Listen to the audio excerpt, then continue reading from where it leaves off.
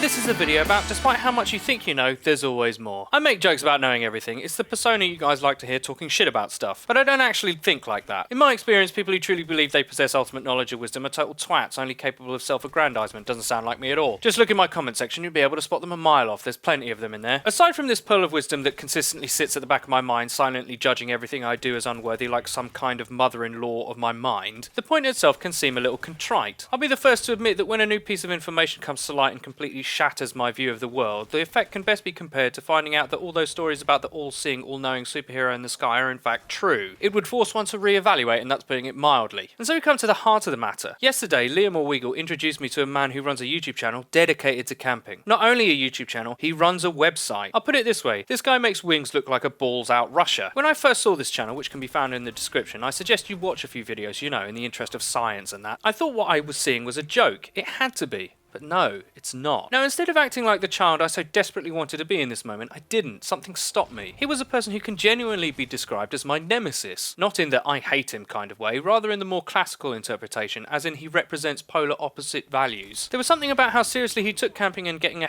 B scores that I had to kind of admire. I found his approach to playing a game beautiful and brutal, like a car crash in slow motion. So different were his views to mine that I just had to listen in case I might learn something. Now, up until this point, I had wrongly assumed that most people who play the same games as me played them for the same reasons. Big mistake. They don't. A lot of people just like winning or getting good scores. What they have to do to get those good scores doesn't really matter to them. To them, playing in a scumbag way is just smart. I'd kind of known this before, but I'd never really seen anyone who completely embodied that so perfectly. Funny thing is, he has more subs than me. This is more popular than what I like. At that point, something clicked in my head. I saw how stupid it was to rage over somebody ruining a lobby like that. They only ruined it for me. They're having a great fucking time in Top Grannies on Warhawk with 2 IEDs and a tracker sight M27. I can't really argue with that. To be fair, I should have taken the hilariously low player numbers in the Cranked playlist as an indicator. Good rushes tend to dominate, and for most people, getting their asses handed to them over and over again isn't that fun. How dare you not run around so I can shit on you? Either way, go to this guy's channel, see for yourself. I'm warning you now, the first time he calls in a night-night machine, it will change your life. Later, fags!